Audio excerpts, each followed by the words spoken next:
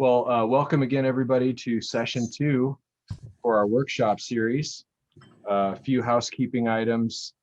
Chrissy, how would you like questions handled? Do you want to hold those till the end? If put them in the chat, and Graham, if you find a window of opportunity, just interrupt me. I'm going to go pretty quick today, so you might have till the end.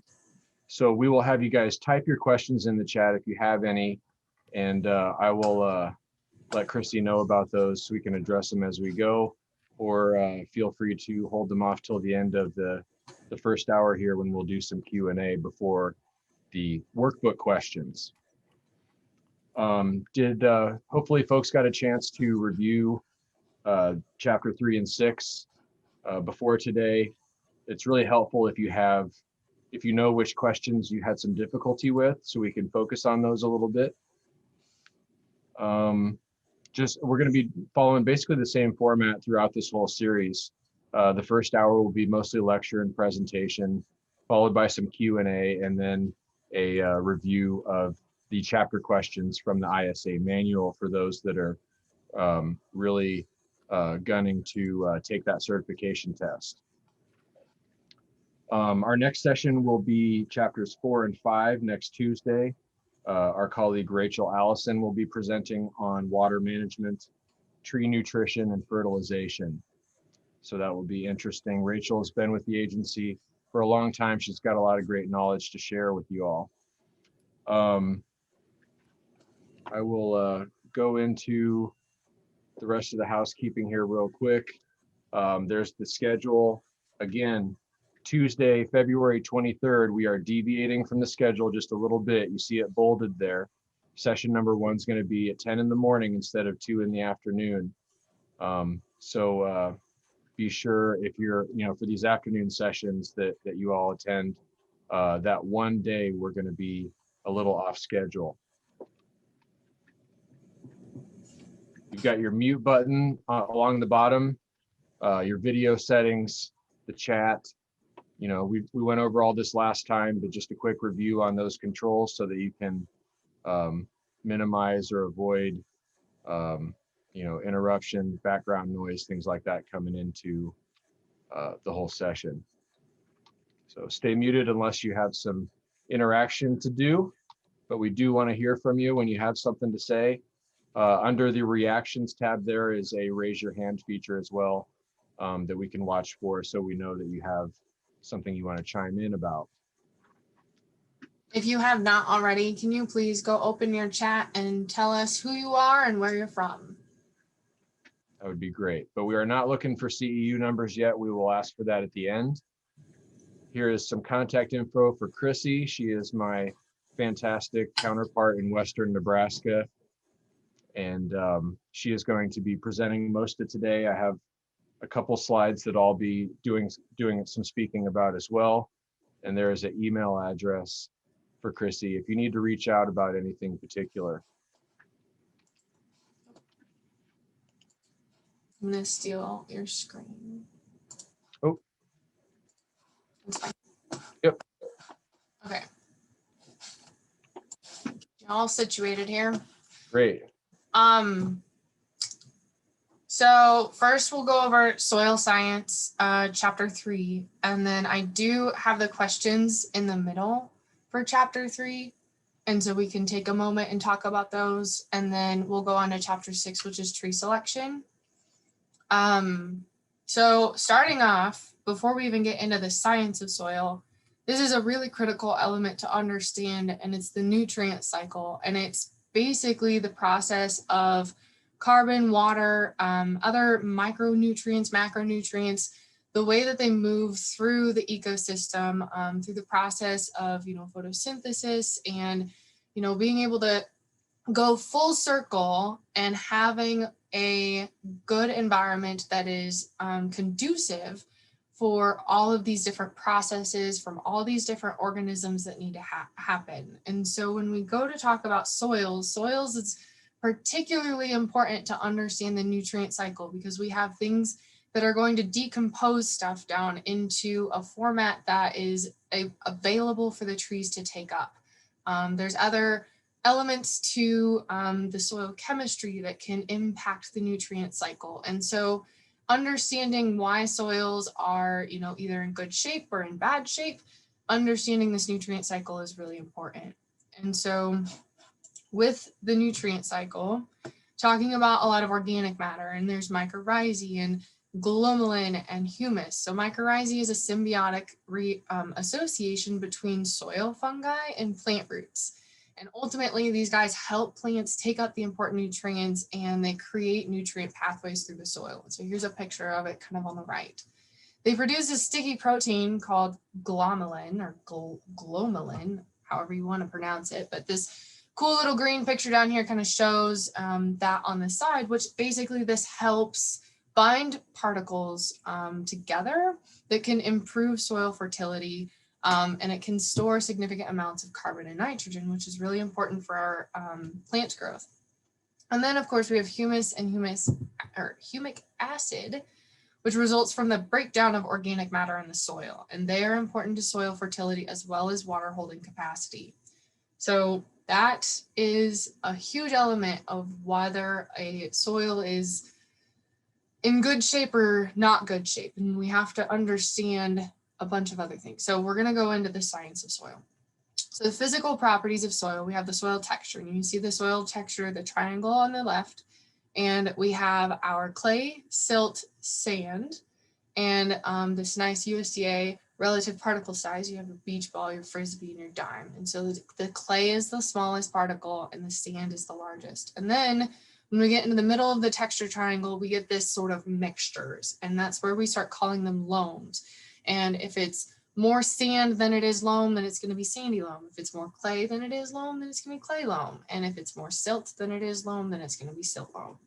And so that just sort of makes up how we describe our soils, which really impacts a lot of other things. But ultimately, soil comes from the parent material, which is basically the bedrock. Whatever the parent material was in that geographic location. A river bottom is going to be different than a ridge top or any sort of bluff or anything of that sort. And so what happens is that, like, as the parent material breaks down and ultimately we start getting our horizons, which here you can see in the soil profile, which all of our horizons put together make our soil profile. So we have O, A, B, and C, which are the most common recognized soil profiles. And you can see over here on the right, most commonly your organic matter is going to be up in the O and the A horizons. And this is where the most plant root activity is going to be happening. And you can kind of see that rich soil that's a little bit darker here on the top,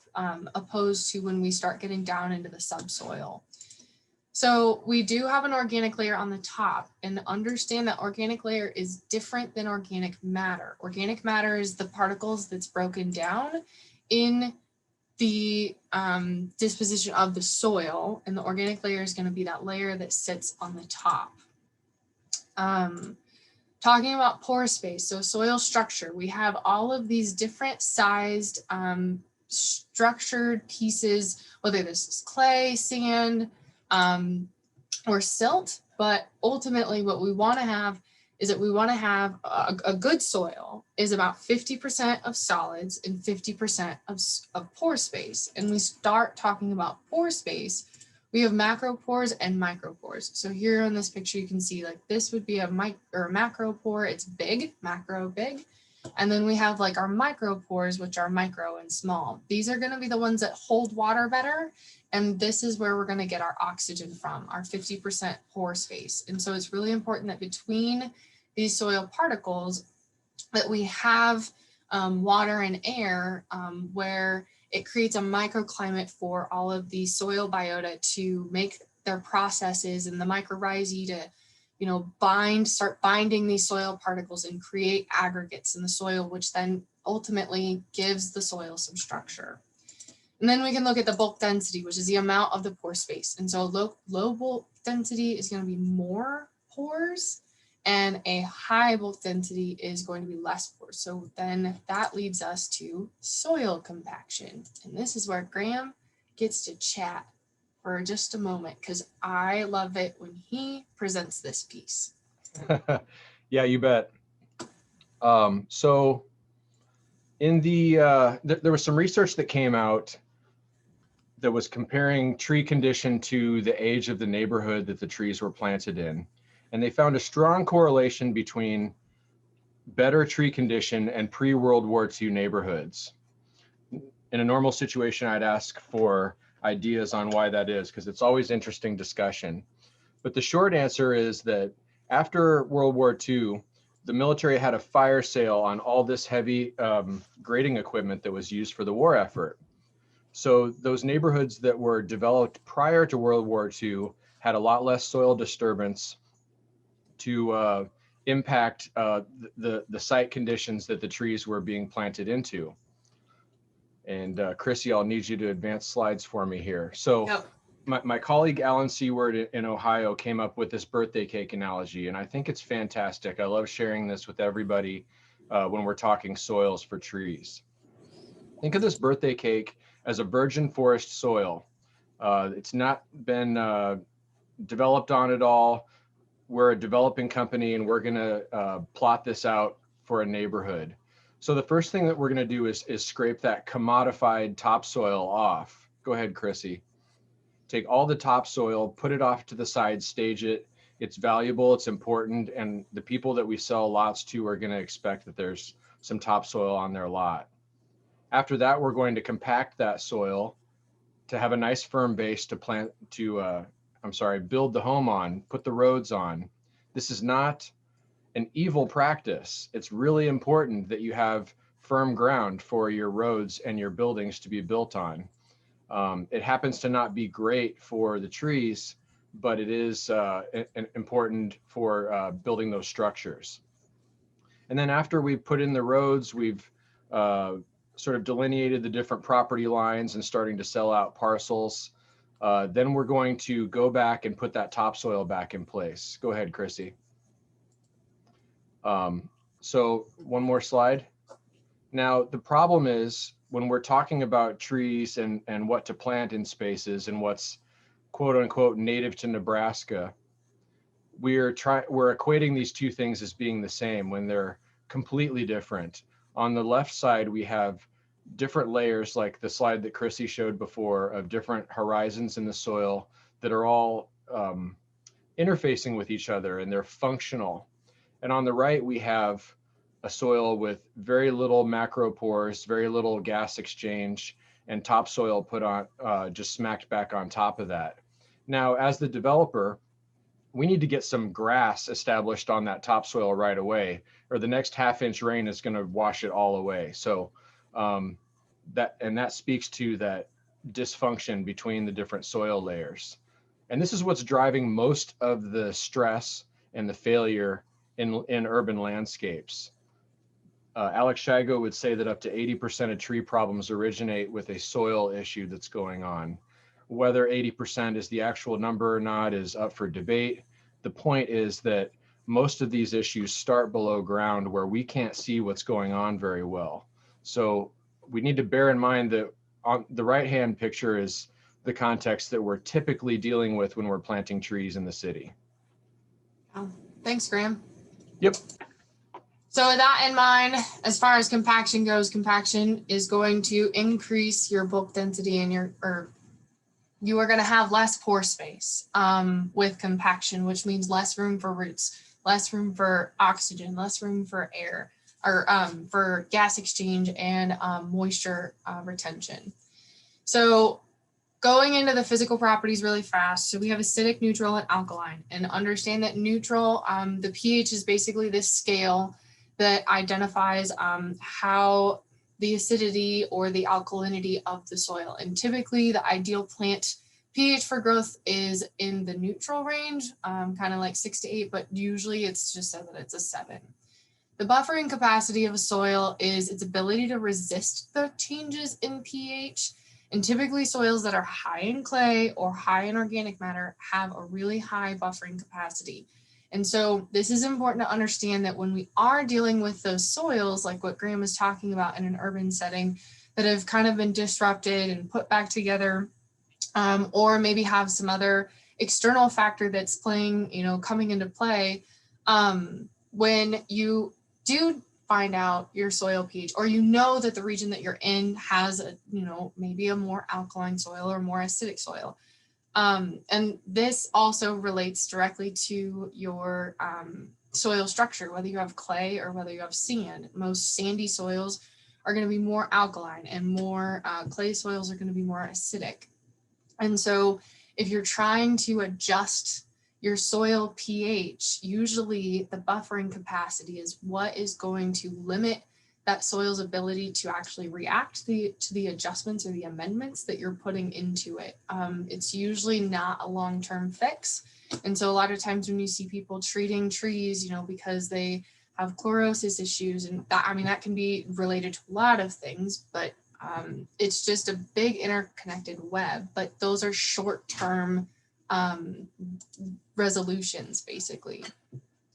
So with chemical properties, we have to understand that all of our micronutrients and macronutrients are basically our minerals that are dissolved in, and they basically become available to the tree roots. And this is where we have ions that are, those dissolved minerals are ions that are charged particles in the soil structure. And so we have anions that are negatively charged and cations that are positively charged. And so you can see that here in this image.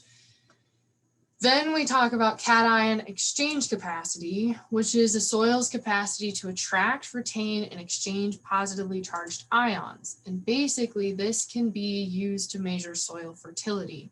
The cation exchange capacity has a lot of relation to your soil type, the structure of it, and then also your bulk density, your airspace, your oxygen. All of those things go into that big nutrient cycle that impact the levels of each other. And so then we talk about our water holding capacity, those micropores and those macropores. And there's gravitational water, which is the water that is naturally pulled down through the soil by the force of gravity. And then we have field capacity, which is the point at which that gravitational water has drained away completely. And then there's capillary water, which is the water that's really tightly held in those micropores. And so what we want to get to the point that we're at available water. We don't want to get to the point where we are at the permanent wilting point when there is way too much water, or get to the point where it's too dry and there's not enough water, and that all the water is held really tight. The capillary water is held really tight in those micropores, where it's not going to come out of those pores. So soil aeration, how soil moisture is going to affect our plant growth. We understand that the aeration of the soil, which is going to affect the root metabolism in soil microorganisms. So we keep talking about all these different microorganisms, all these soil biota, and the microclimates that are created between the aggregates and everything else. Oh, sorry, I was catching the chat, sorry. I think I might have misspoke it. I flipped it around, I'm sorry. Okay, sorry. So this is just a quick understanding that when we have 21% oxygen, roots are going to grow well, and 5% oxygen, roots our growth is going to stop basically, and 2% oxygen, roots decline and die. And so at that 2% oxygen, that's where we end up with more anaerobic soils that have an excess of water, and they're going to start suffocating our roots. When we're, above 21% oxygen and there's a lack of water, it's going to start killing roots because it's an aerobic soil. There's not enough moisture to sustain the root growth of the tree. And so then that's when we start thinking about the leaching effect. And in sandy soil, this is where water and nutrients are going to move downward through those macropores in the soil. And because clay has more micropores than macropores, it's going to move slower. But because sandy has more open channels with those macropores, we're going to see leaching happening faster in sandy soils, which is why clay soils tend to be more fertile than sandy soils because clay soils can kind of hold that up into that soil profile where the roots are going to be, and everything in the sandy soil is just going to keep getting leached downward. So then we can look at saline soils, which is where we have a high salts, and then sodic soils is where we have a high pH. And so in that, if you have a soil that is saline, it's recommended that you use leaching practices to try and basically leach the salts down out of that upper profile where your roots are going to be growing. So urban soils, Graham touched on this and started that conversation about how a lot of times we have developers that come in and a lot of times they'll be taking that out and they are creating a foundation suitable for whatever they're going to be putting in there, whether it's a road or a building. They're going to be doing a lot of compaction. And usually the challenges that we see with urban soils is that there's a lack of organic matter. There's an inconsistent makeup of the structure and the texture. We very commonly see compaction and aeration and water filtration. There's not, with compaction, there's no space for things to infiltrate the soil. Less organic matter leads to little or no biological activity, none of that soil biota, living their life and helping those trees absorb the available nutrients and building sort of a soil ecosystem and sustaining a soil ecosystem. And it's not development, it's not going through the nutrient cycling. We don't see that happening. And with no organic layer, that's on the top, we can see soils have rapid changes in temperature and moisture levels because there's nothing sort of keeping it from wicking out or draining down too fast. So a couple other challenges that we usually see with urban soils is that there's a lot of contributing factors to the unsustainable growing environment for urban forest and landscapes. Graham touched on that. Most of the tree problems that we have are an issue because of the soil. We have to kind of look down before we start looking anywhere else when we have trees that are having some issues. A large percent of tree decline can be attributed to soil stress, and that tree health relies on soil health, which is determined by soil chemistry and biological activity, like we just talked about. So when we have these soils that has now look like that terrible birthday cake, we have 7 ways that we can try and recreate a natural environment for tree roots. And we want to establish a litter layer up on the top. That's that organic layer. We want to create conditions for vigorous root growth. And so we need to have airspace. We need to have that pore space, the ability for the exchange of gases. We want to avoid root damage. We don't want to be driving over, any existing tree roots that are growing. We want to make sure that things are planted right. We don't want to plant it too deep, so that way the soils are not close enough to the surface to be able to have that gas exchange. We also want to avoid grass competition and manage the nutrient levels and try and match the tree to the site, the right tree for the right place. So some ways that in urban settings, these are some practices that are used, and one of them is structural soils.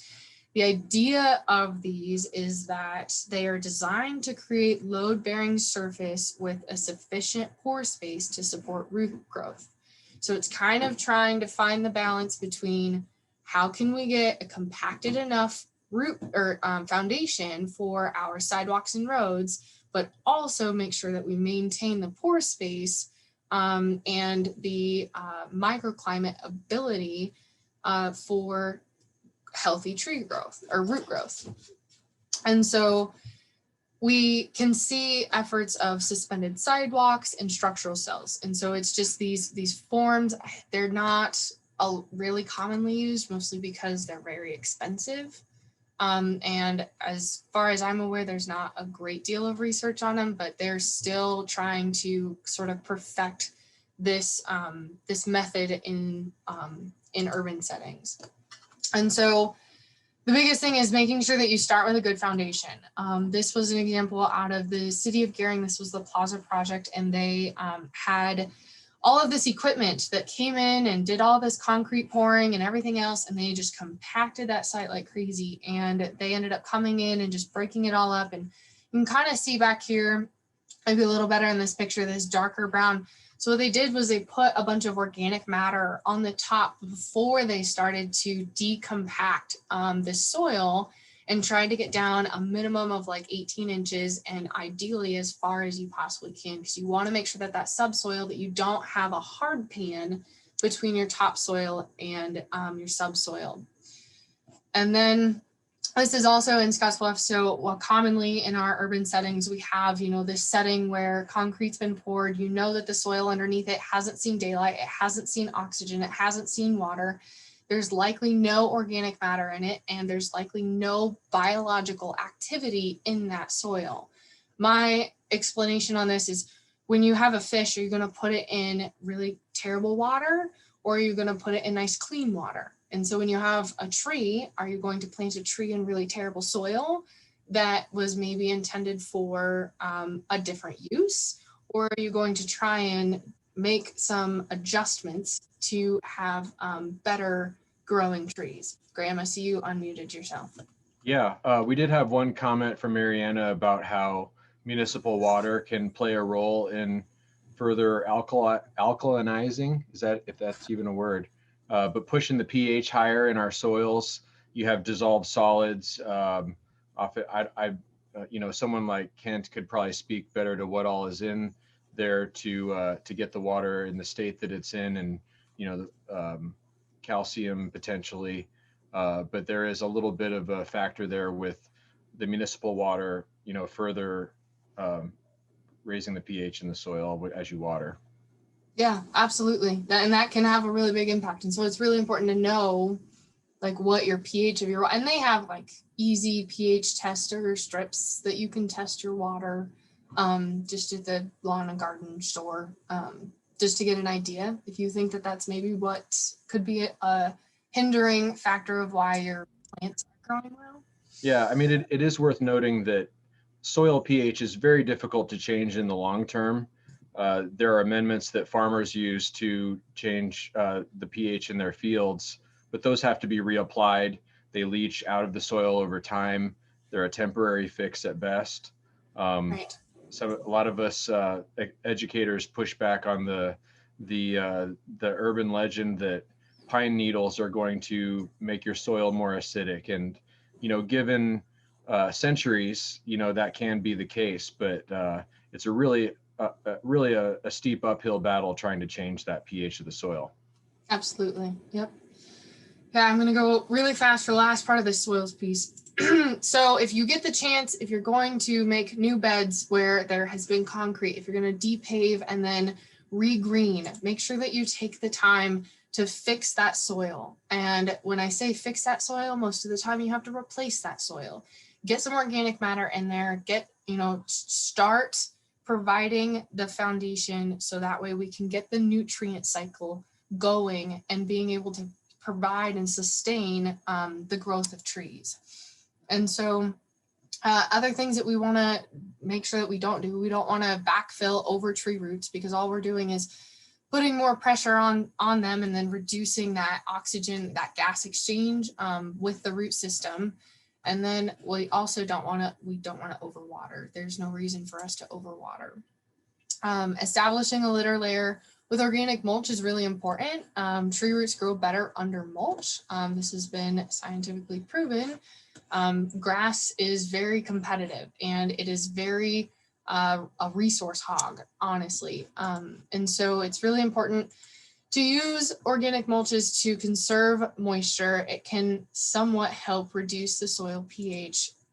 It fosters microbial growth, and it reestablishes nutrient cycling, and it reduces soil temperature extremes. It avoids grass competition. And ultimately, we don't want to make it too deep. We don't want too much problems or too much mulch, which applies too much problems. But when we do put mulch around trunks, we definitely want to make sure we go in and pull that away from that trunk, just so that way we don't have moisture being held up against that woody tissue. The disadvantages of inorganic and fabric mulch is that there's no nutrient cycling. There's a higher soil temperatures, usually at night. There's poor habit for microbes. Weeds typically grow on top of the fabric because the wind blows in Nebraska, as we all know, and silt and dust and dirt blows with it. And eventually, in a couple of years, you now have all of that silt that is gone into the macro pores and filling in those. And then ultimately you have weed seeds coming in on top of it, and then they end up growing. So it's more of a headache on year 3. It might look great year 1, but year 3, you're going to be having to do a lot of weed control on it. And of course, kids throw rocks at cars and siblings, so don't, so that's all I have for soils. Graham, do you want to go through this, or do you want me to fly through this? Go ahead and keep going. Okay, so this is the stuff at the end of the chapter. Again, interrupt me or put it in the chat, and Graham, I'll watch. If you go unmuted, I'll watch you. So the majority of the fine absorbing roots of a tree are in the O and A horizons.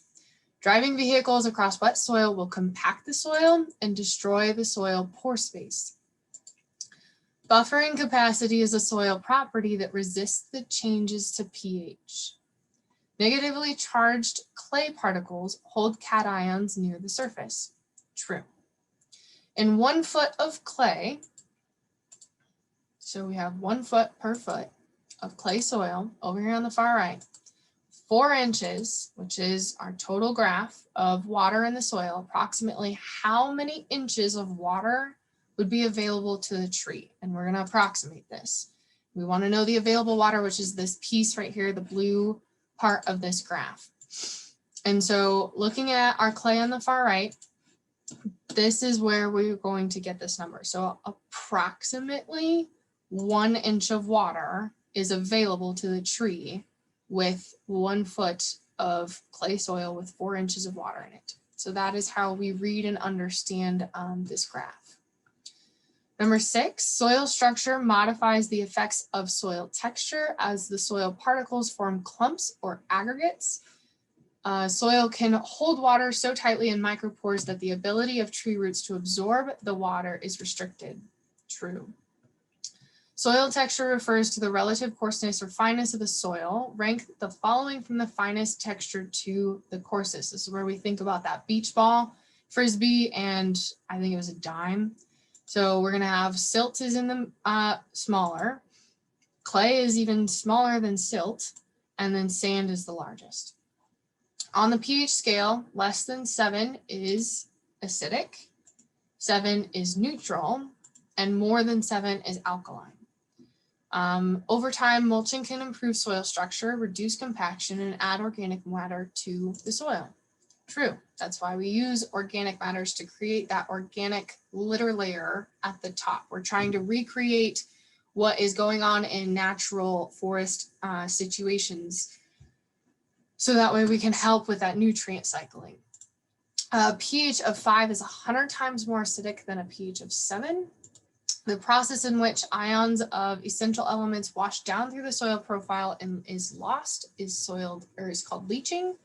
Many essential elements are dissolved in soil water in the form of positively charged particles called cations.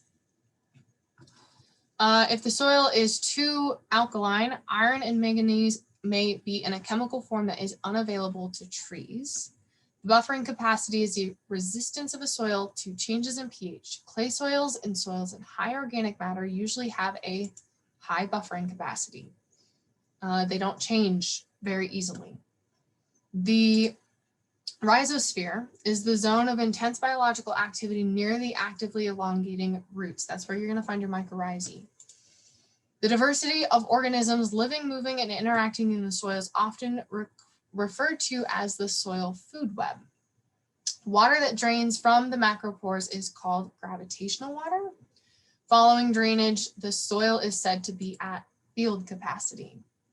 Most soil organisms cause disease or decay in tree roots. False. They actually help them. Many tree roots exist in a symbiotic relationship with fungi that assist in the tree in water and mineral absorption. True, it's your mycorrhizae in your rhizosphere. Sand is F, coarse textured solid particles. Buffering capacity is the ability to maintain pH. Field capacity is soil after gravitational water has drained. The rhizosphere is soil zone immediately surrounding the roots. Macropores tend to be air-filled. Mycorrhizae are fungus roots, or that's what they call them. CEC is your ability of a soil to attract and hold cations. So that's the cation exchange capacity. Clay is fine textured soil particles. Excuse me. pH is the measure of acidity or alkalinity. Micropores tend to be water filled, and gravitational water is water that drains from the macropores. So, any questions about soil before we go into tree selection? I think I'm doing pretty good. We have about 20.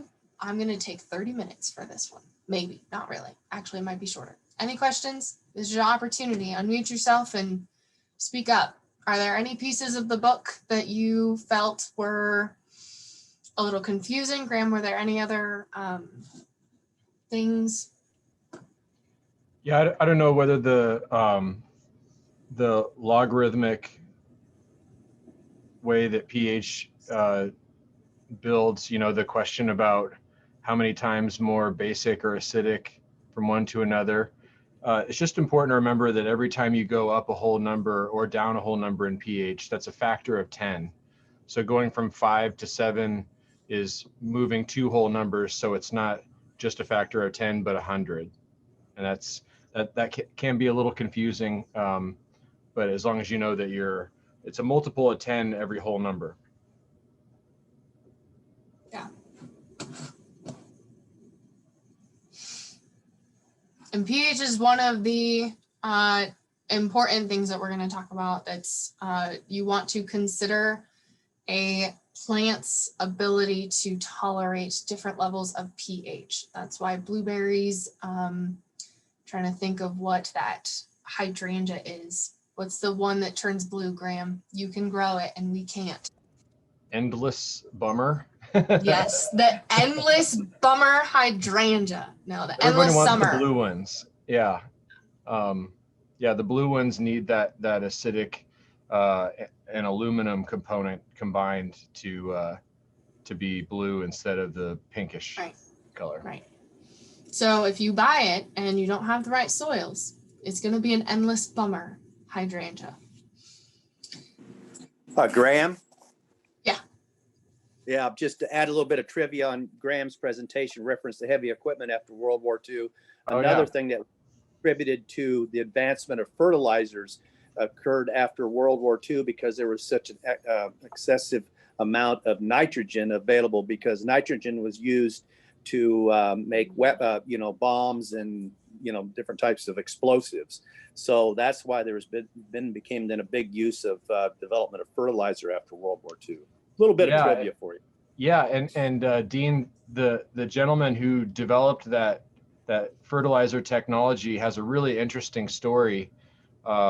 He's been involved with both some amazing innovations as well as some really destructive ones, and so he had a real tough time with his conscience afterwards. But yeah, it is interesting. Thanks for sharing that, Dean. Yeah, thanks, Dean. Always fun to understand why certain things happen and the correlation between them. Okay, let's dive into tree selection. So some things that we need to consider when we're selecting a tree. Soils, obviously we just talked about that. Do you have urban soils, or are you out on a farm, an acreage that you're working with native soils, or is it maybe a really downtown urban area that's an engineered soil? You You want to understand, is there any salt application happening? What's your pH? What's your drainage? I mean, is your soil sustainable? Does it have enough organic matter in it? Does it have, does it have all of those features that we just talked about that makes a good, healthy soil? What space do you have? How much root space do you have below for the tree to be able to expand its root system? Are there any inhibiting factors for that tree to expand its root system? And how much room do you have above for the canopy of that tree? What is your water access? Of course, you want to know, again, if you're out on an acreage and it's just a windbreak, you're going to want to make sure that you select trees that are native and adapted to your region, because Mother Nature is going to be the only thing really providing water unless you have a water truck. And then understanding, what irrigation you have. Microclimate can come into play, especially when you are trying to push certain species outside of their comfort zone, or you're trying more ornamentals. It's going to be really important. And there's some trees, I mean, they're meant to be understory trees, and they need that microclimate of similar to an understory in the forest. And so ask yourself, is it wide open and windswept, or is it densely protected? Because that's going to make a difference about what kind of tree you're going to select to put in there. You also need to consider how much sun does the site offer. Where is that tree naturally found? This can help us understand why some trees just don't like life, where we keep putting them. One of them that came up this last year was a lot of spruces in western Nebraska, and actually across the state. We're having a lot of stress problems because we had some dry winters in a row and they weren't getting any supplemental irrigation. And if you think about it, half of the year, May, June, July, August, September, maybe October, they are getting supplemental irrigation, and then you blow out the system, you shut it off. And then from November, December, January, February, March, April, May, another 6 months, that's 6 months that it's just relying on Mother Nature. And if we don't get enough snow, or they don't get supplemental watering, they can stress out. And they are a tree that likes to be on, the north side of a mountain with snow on its feet all winter long. And so those are things that can help us understand and kind of make that decision of does your site offer similar site characteristics of where that tree is naturally found? Also, you want to ask yourself, as far as the long term of this plant, what's the sustainability of it? What are the maintenance requirements? Is it going to be an evergreen that has to be sheared nonstop to keep the form that you want it to? Or do you have the space that you can let the plant be what it is intended to be? What are the benefits? You need to ask yourself, what's the priority? What needs and what benefits are the priority? And everybody always says, I don't want a dirty tree. It doesn't exist. It's fake. Go to Hobby Lobby and buy one. Otherwise, you're not going to get one. Because trees are a part of nature. They are going to be a part of that nutrient cycling. It's very vital to our ecosystem. But we ask ourselves, what benefits do we want? Usually it's something like shade. We have to consider how much available space do we have? Is it limited, a limited root space or a limited canopy space? Do we need something that has a fastigiate or an upright form like these tailored junipers on the right, and we can fit those into some tight spaces with a lot of high, elevation. We can use them for screening. We can use other plants for screening. You might want a tree for food, maybe some fruit or something for your wildlife and your pollinators. Or maybe you're just trying to soften hard features of a building, or maybe you have an area that has way too much concrete, way too many hard surfaces, and we're going to use that green to soften the hard features.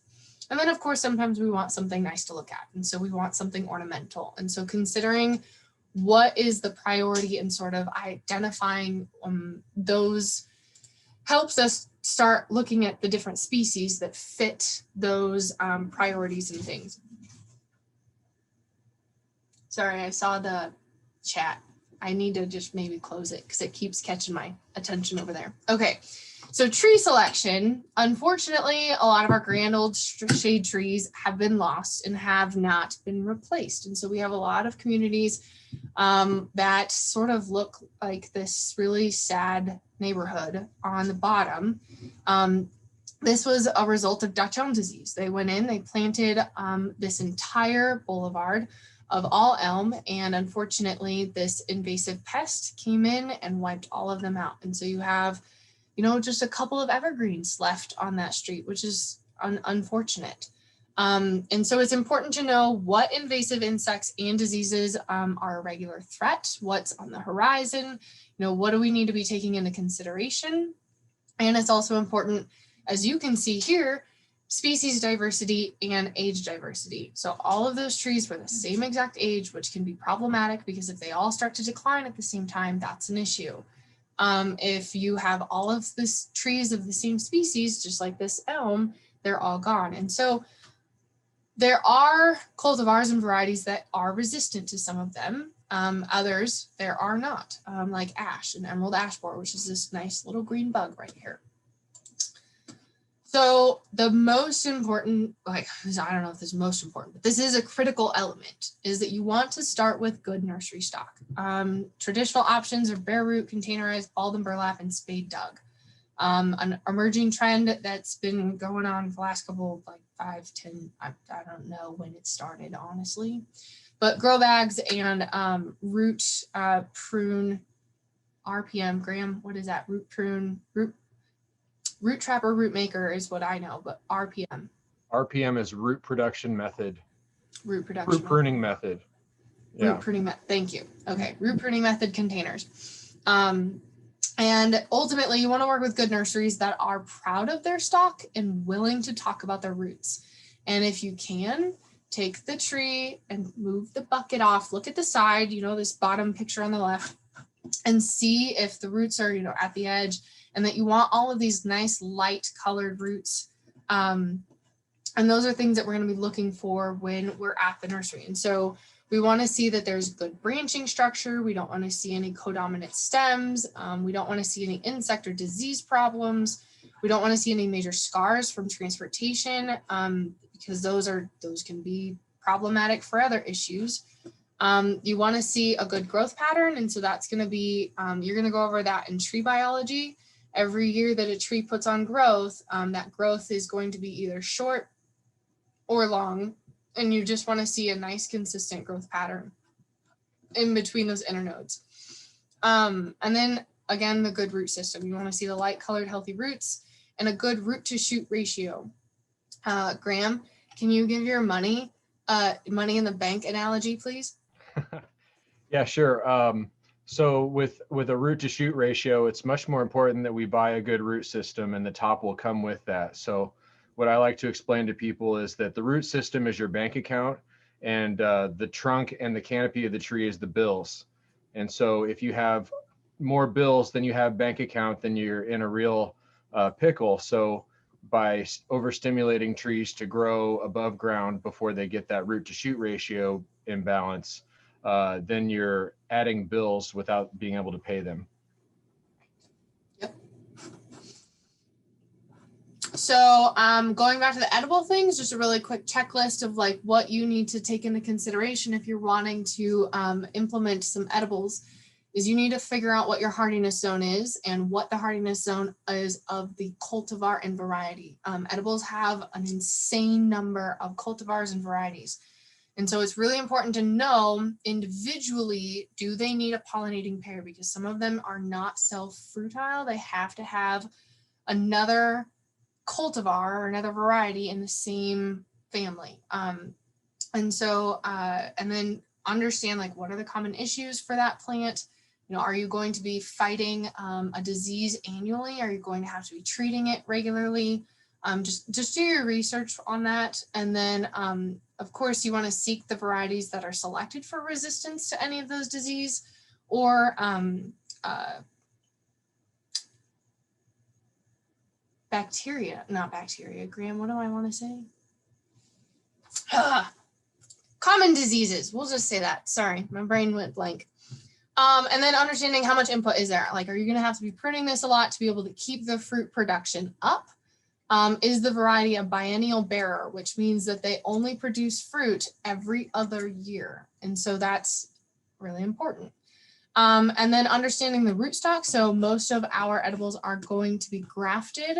The rootstock is going to be of a different type of tree than what the branching is. And so you have your scion, your rootstock, your graft union, and then you want to make sure that in the pot that this graft union is above the soil line. And when you plant it, that has to be above the soil line. Otherwise, you might end up with a totally different plant than what you intended to grow, because the top will die off and the root system will take over. And then understanding how big will they get, because a lot of the different varieties and cultivars are going to have different mature sizes. And then figuring out, does it need a protected site? Is it one that you're kind of pushing out of its range? For Western Nebraska, we really, sweet cherries are not very common. We can grow sour cherries much better than sweet. And that's just, a lot of people, they'll try to squeeze a sweet cherry into a protected site to kind of keep it a little bit more likely to grow. But the biggest thing is just make sure that you use resources based on research. When you are trying to find stuff, go to Nebraska, University of Nebraska, Lincoln. There's a bunch of stuff on Backyard Farmer, and they work with a lot of industry professionals, and just understanding a lot of these have lists of different resistant cultivars. And so those are really important. Before we go through these chapter questions, I guess, and I meant to put this slide in here and I forgot. You want to make sure you look at your tags, but also understand that the tree does not read its tag.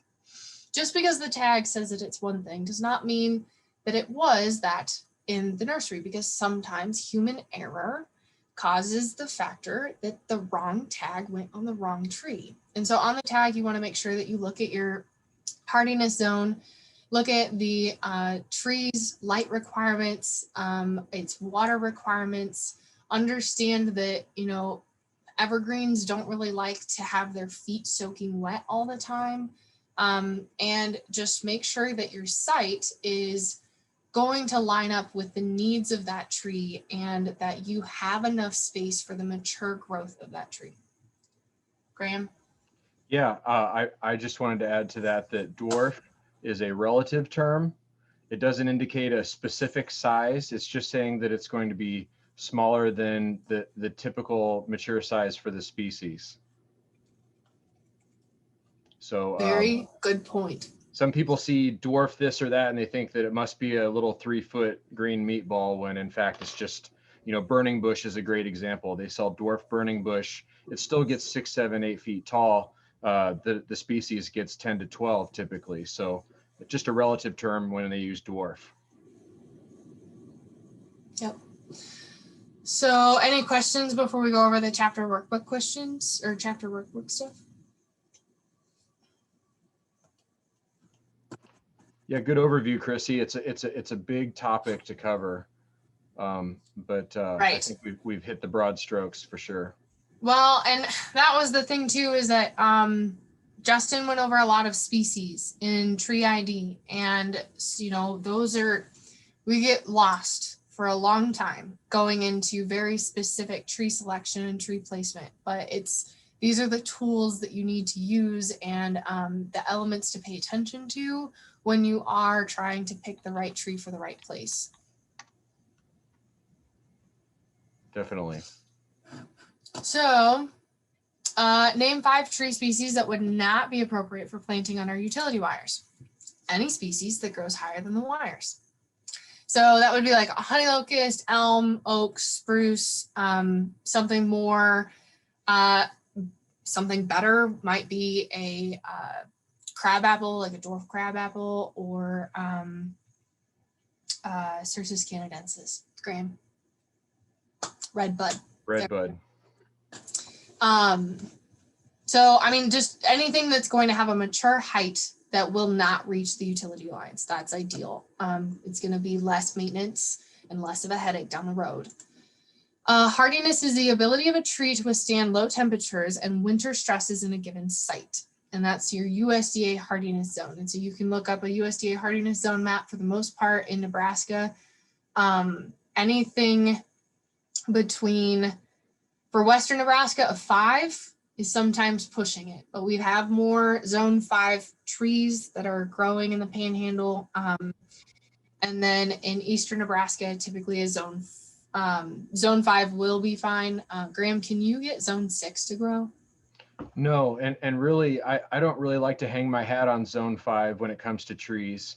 Those are 30-year averages for low temperatures, which doesn't mean that it's the extreme low temperatures that we get in the wintertime.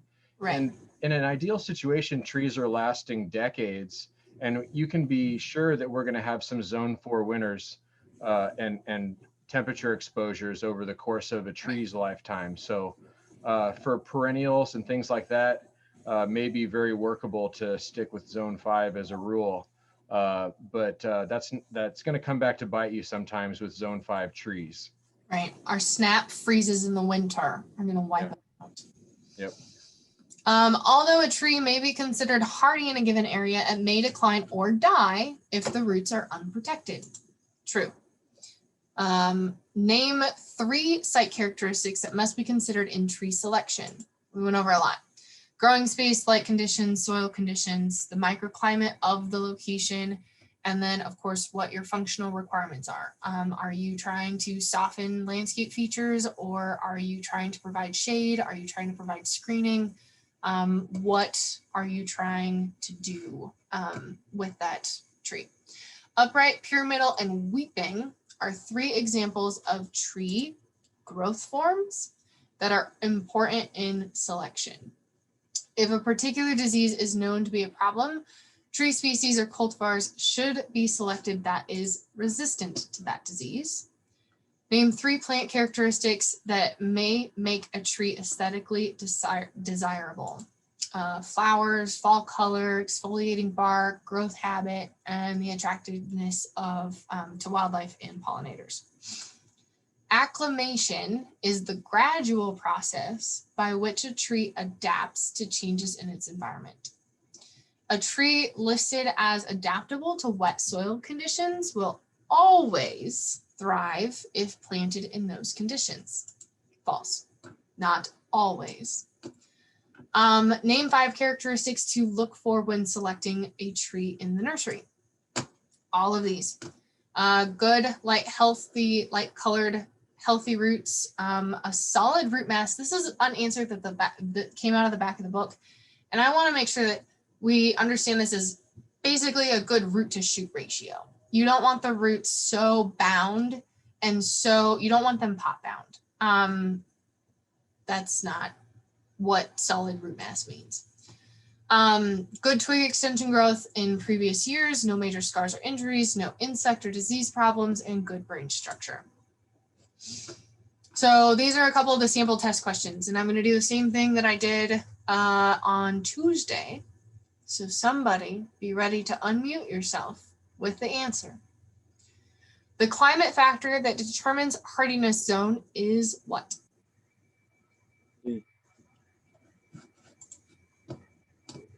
Did you say B or D?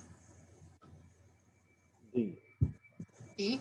Well, the answer is low temperature extremes.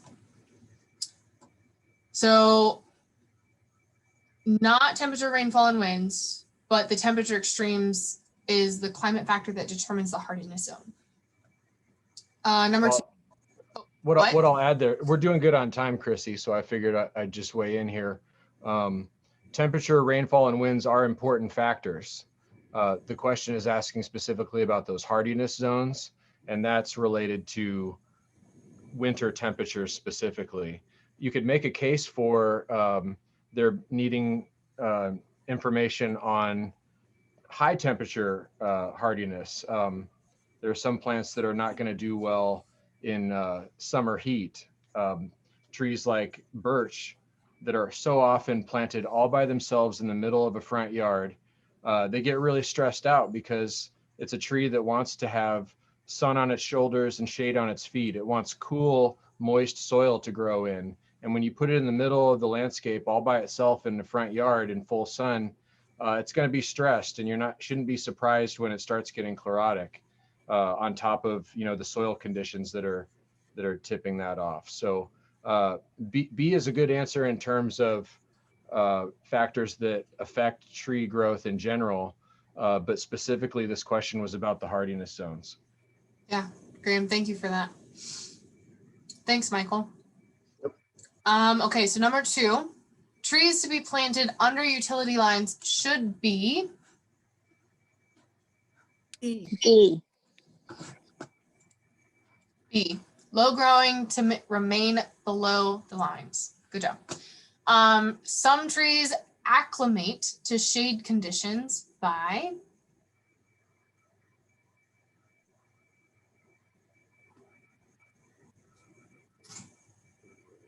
D. developing thinner leaves. Is that right? I have to remember this. I hope. All of the above. I would say that's probably D. There are plants that will lose their variegation in too much sun, I guess. It is D. Sorry, human error. I messed it up. Good conversation point though. Yeah, definitely. Make sure I We'll fix talk- that before the next session. We'll talk about this a bit when I present on pruning, but it's also worth mentioning that trees don't usually want all of their foliage in full sun. There are inner canopy leaves that are important to the tree as well, and so the quote unquote canopy cleaning, lion tailing work that is done in the industry sometimes definitely a disservice to trees that want some of those leaves not functioning at full photosynthetic capacity. Right. Yeah. And that's a lot of tree selection goes into a lot of the other books, chapter topics. And so I just won't go deep into them because we will in another session. So number 4, fastigiate trees have a growth form that is A. upright. Lance, was it you? Yep. Thank you. And then number 5, which of the following is a true statement? C. C, some tree species are adapted to hot, dry, or bright light conditions with small, thick foliage and sunken stomata. So something like a bur oak, that would be something that would tolerate that. Otherwise, that is all I have. Does anybody have more questions? Got done way early. Chrissy, John Forney here. Yep. I had somebody ask me a question the other night. Are there any varieties of magnolias that would work in western Nebraska? I believe I've seen some magnolia, one of those somewhere in a nursery setting, but I can't remember what they were or whether they were supposed to be dwarf. Is Galen Whitrock on here? Where's Galen? I see Galen in the list. Galen, do you have anything to add about magnolias? Because I know that you were trying to bring in some magnolias into western Nebraska to see if, to my knowledge, there's not many. And there are a select few. Emily, you got any input there, or Amanda, are you seeing magnolia out west? This is Amanda. We've done test magnolias with the princess one. The bright pink one, we've tried to grow it. Jen and I in the NRD greenhouse, and it didn't make it past a year because we got it grown and got it outside, and that was about it. It was done. Our harsh winters, the snap freezes, really just wipe them out. Galen says that there is a North Star magnolia that's a selection from North Dakota. And apparently Amy has one in Scottsville for Gearing. And if that's the one that she put in the plaza that came from you, Galen, I don't know if it's still alive. I think it might have froze. Yeah, I feel like even if you could get magnolia to do well out there, you'd lose that flower display most springs. Right. It blooms so early, and those flowers just do not like dipping back into cold temperatures again. They just kind of turn into brown mush. Right. Okay, thank you. I'll pass that along. That's a good question.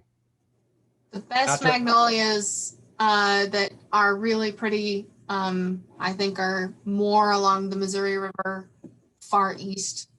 I don't know Yeah. how far west. I mean, Kearney, maybe. And not to rub it in, but we are seeing a selection of southern evergreen magnolia actually doing okay down in the Fall City, Nebraska City area. So that was a surprise to Justin when he was out in the field a while back, seeing a cultivar, not straight species, but there's a more cold hardy cultivar of southern magnolia that apparently is worth at least trying out a little bit in southeast Nebraska.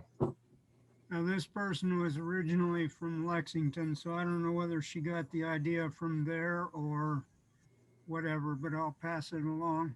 Yeah, that's a good question. You know, an interesting fact, Nebraska has more native ranges for trees ending in our state than any other state in the country.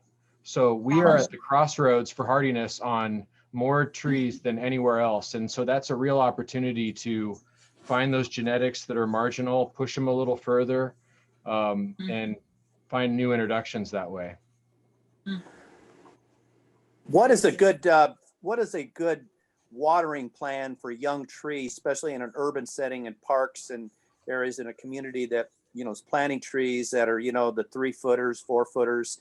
What is the good plan? And I know weather's a big factor, but what is a good watering plan? Because sometimes I've heard too, you could water them too much. You should maybe just water them pretty good for 1 year to 2 years, leave them alone. What is the good process or generic plan on that? Graham, do you want to? I can answer that, or if you. Yeah, want. either way. I mean, first of all, Dean, if you're, you know, what's really nice is dig a small hole, dump a bucket of water in it, and watch how quickly that water leaves the hole before you even plant the tree. If you have any doubts about what the soil properties are going to do, our clay soils, they hold moisture better than anywhere else. And I always have to remind people of that when they're complaining about our Midwest soils. Our soil situation is actually fantastic when you compare it to just about anywhere else in the country. But I'm not a fan of the rules of thumb on watering. I mean, trees need some amount of water every week. How much of that's falling from the sky is going to determine what you water with. But I like to keep a big, maybe foot-long screwdriver or something like that in the truck. And if I'm not sure about whether they need water, I want to be able to probe down a little bit and not just base it on whether the topsoil looks dry, but what's going on down below. And if I get gummy, you know, mud sticking to the screwdriver when I pull it back up, that obviously tells me I don't. And the opposite would be the case if it's bone dry when I pull it back out. Yeah.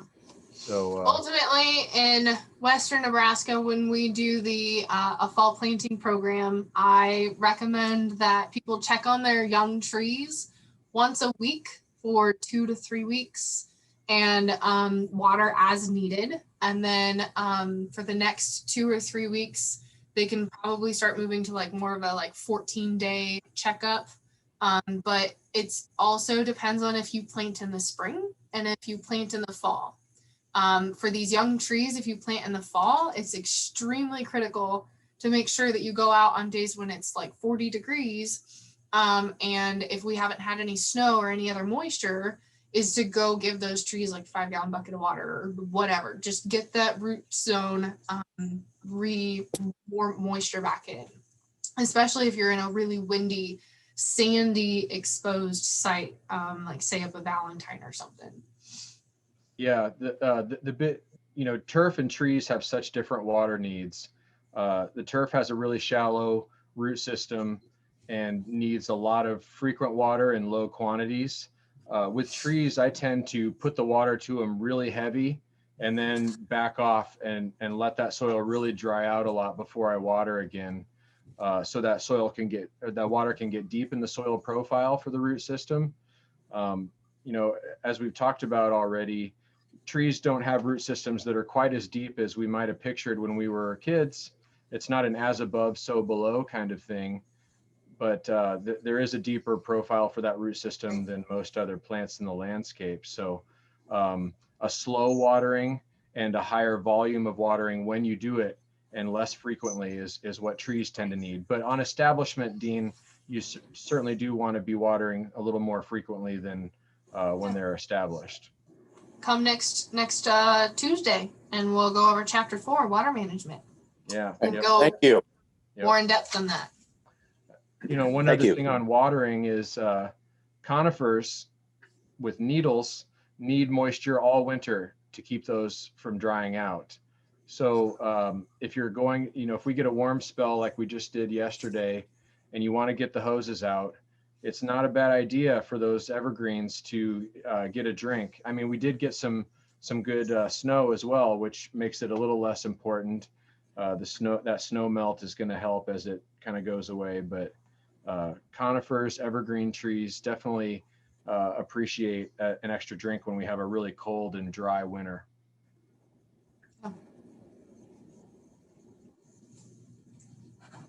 Great questions.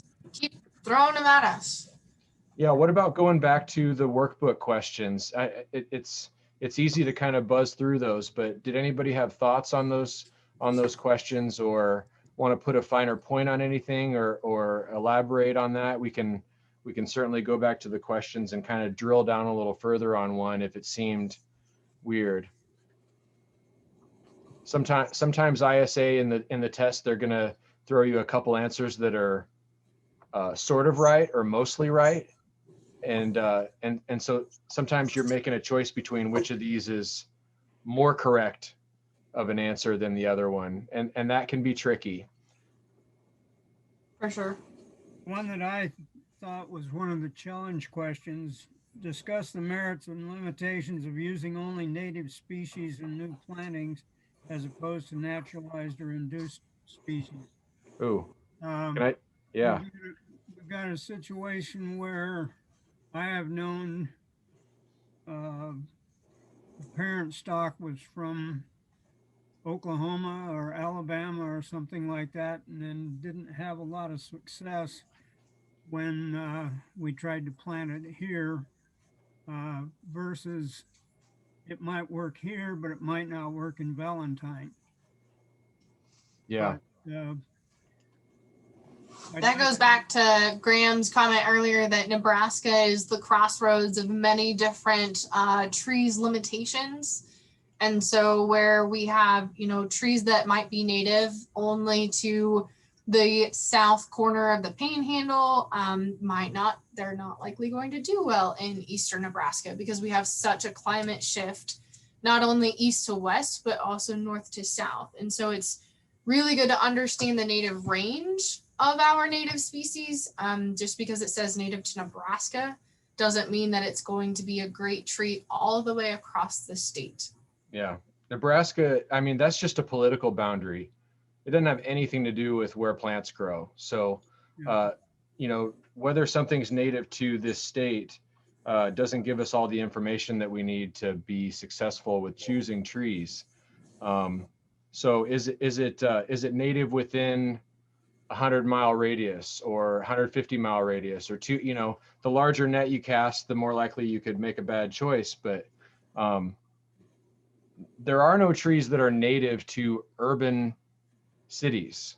Okay. We're planting trees into an inherently stressful situation in the city. It's just a question of how many of those stress factors are at play and whether or not that's too much for the choices that we're making on what we plant. So from a diversity perspective, we need every tool in our toolbox we can to have diverse, resilient forests. So if we just stick to trees that are native to the immediate area, we're not going to have the diversity that we need. That's like, I would love to have pin oaks out here, but there's only one pin oak in town and it's only half alive. They just don't do well here. in Ogallala, just north of us, there are several successful pin oaks, but must be Perkins County that does it. Yeah, I mean, there's a couple dozen oaks that we can grow throughout the state. So you may not, pin oak may not be the one, but there's some others with some strong leaders like that that you could probably try. Where are you located? Grant. Grant, Grant. we've got several different varieties in the park right now, and they Nice. all seem to be doing fairly well. Yeah. And that's where our statewide arboretum is really helpful, because we have a network of arboretum sites all over 100 all over the state that are growing different things, trying things out. And so we can turn to those landscapes to take a cue about what's possible in your corner of Nebraska or wherever you are. We do have some non-Nebraskans here in the group too. And it's important to keep you folks in mind. Down in Missouri, you're kind of spoiled with the trees you can grow, but that doesn't mean it's not different for you. Did you have anything else on that, Christy? No, but there's a couple things in the chat that I wanted to bring up. Yeah. Mary has our yards are so disturbed that we really don't have native soils or ecosystems for planting natives. But I would say that it's still the natives that are like a ponderosa pine. If we have soils that were brought into, like one of those parking lot situations, and we have those soils brought in, like it's going to be like the birthday cake, but it's going to be more similar to what the original, like the native soils that tree was found to be growing in. Yeah. Yeah. Aaron had a good question too on conifers. And I do agree with you, Aaron, that it's a little more challenging for trees that have that real strong excurrent growth, that straight leader with all the subordinated branches coming off. They're really going to suffer from a topping cut in ways that don't give us a lot of options like we can with most deciduous trees. Now, if the conifer lost its top, if it died back for some reason, instead of some idiot just doing the wrong thing to the tree with a chainsaw, we can train a new leader in those conifers. You get up towards the top of the tree and install a bamboo pole or something like that to the part of the trunk that's still straight. And then that gives you a structure that you can train a new side shoot into the leader, and you can have some success with that. The tree's still going to go bushy and not have the same form that it would have if it hadn't lost that leader. But there is that option in some cases, depending on how much of the top came out of it already. But I agree with you. Yeah, thanks. I didn't know you could retrain a leader like that. It's cool. Yeah, if you've got a side shoot that seems worth it, you might have to pinch back some of the other laterals so that you really, give that tree a good sense of which one, is meant to lead the way of the growth moving forward. But that can be successful sometimes. Yeah. Yeah. Diana, I think that's interesting. Graham, you want to address that?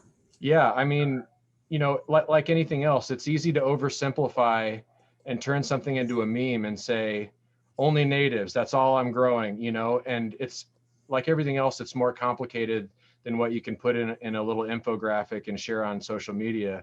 But Deanna's right, there is a lot of people that are turning just to the natives without understanding the nuance of what's really going on in the larger scheme of things. But that being said, if people are skewing more towards natives, I don't think that's a bad thing compared to only planting all these exotics from Asia and elsewhere, because that's more likely to be problematic for sure. Yeah.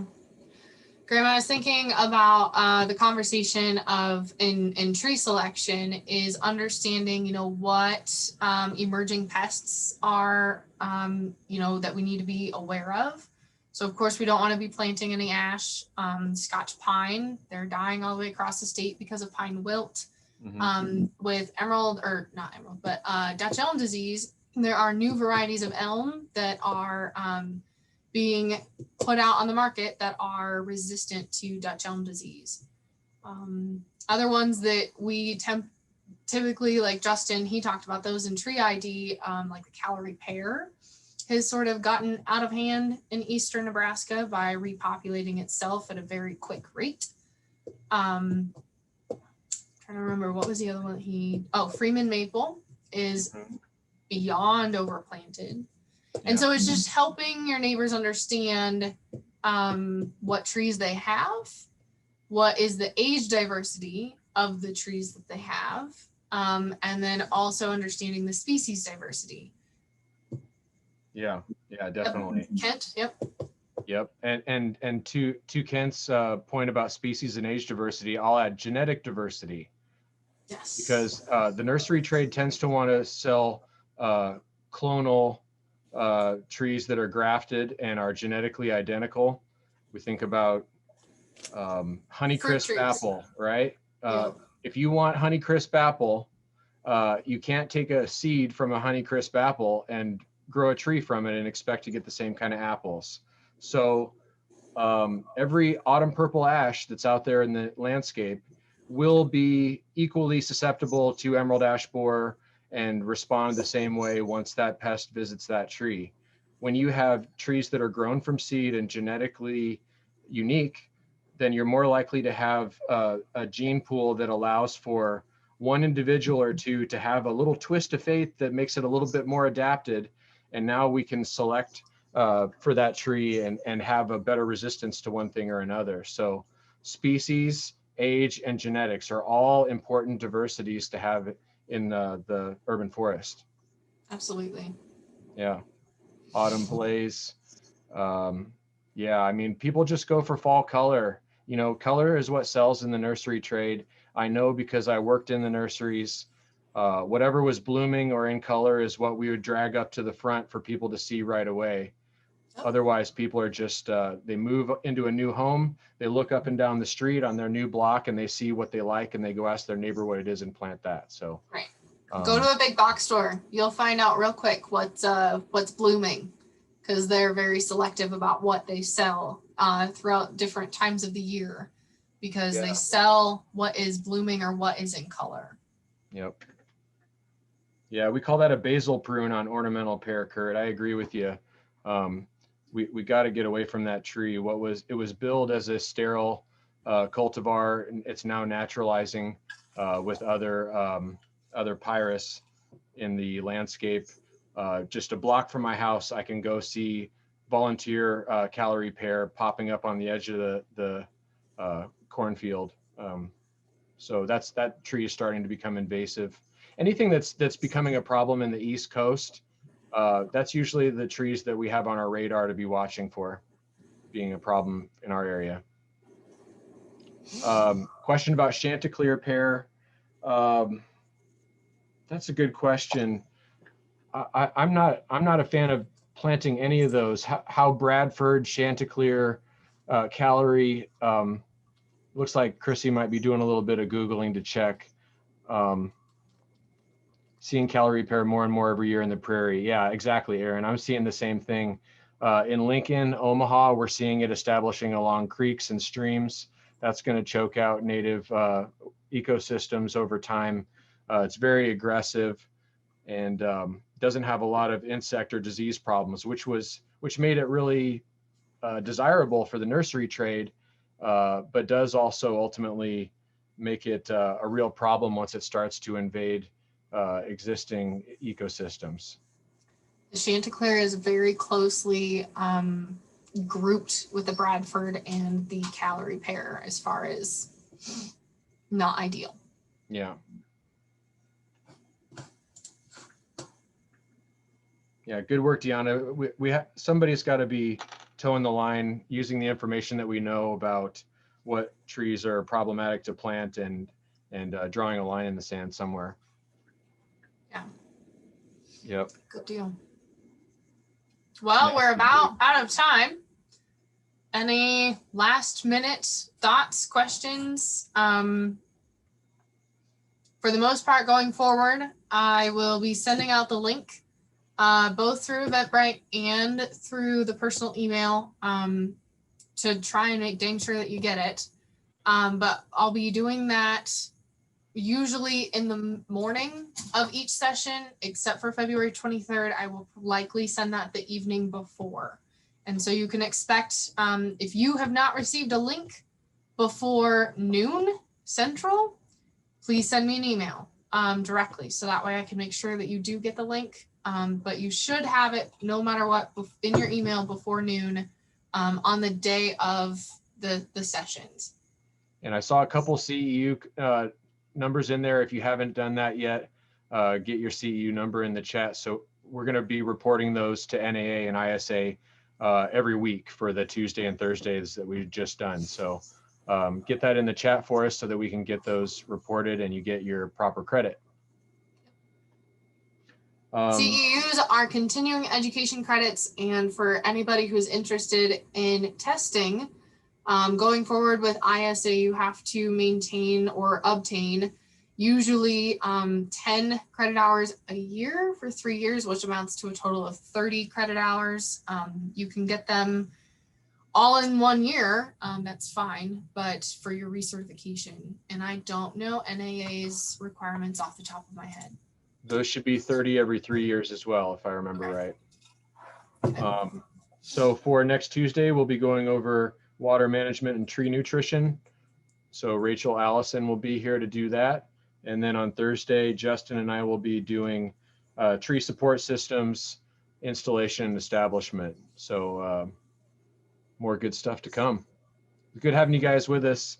You know, like I mentioned earlier, we could go into greater depth on all these topics, but we wanted to kind of come up with a format and a schedule that respected your time and tried to wrap things up before the season really kicks off and warms up again. So we hope you're getting value in this. And for those of you that are intending on testing, count on us staying in touch with you and figuring out how we can help, you know, help you be successful. So we'll leave the room open for anybody that still needs to put CEU codes in for a few more minutes, but that's what we got for you today, everyone. Thanks for joining us. Yeah, absolutely. Thank you, everybody. And feel free to sit on in the evening session also if you want to. You can only get CEUs for one or the other, but if you want to review the material again and you have the time, feel free to join us. Absolutely. Thank you. You bet.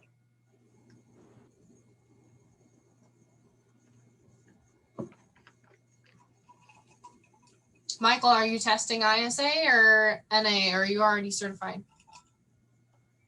I have not even applied to test, but I would like to test for ISA. Okay. Nice. We I'm glad you will- mentioned that because that process takes a little time to get ISA reviewing your application and approving it. But you know, a couple weeks or whatever should be plenty of time to get that done. Yep. Yeah. Awesome. Cool. Thanks, guys. You bet. Yep. Let us know if you need any help with that. And anybody else, if you need help with your applications, we'll probably be touching base with you just to see if you've started that application or decided or kind of want a little bit more feedback on which organization you'd be interested in testing with. So that way we can help you understand that process of getting that set up. Awesome. I may be sending you guys an email here soon. Thank you. Perfect. You betcha.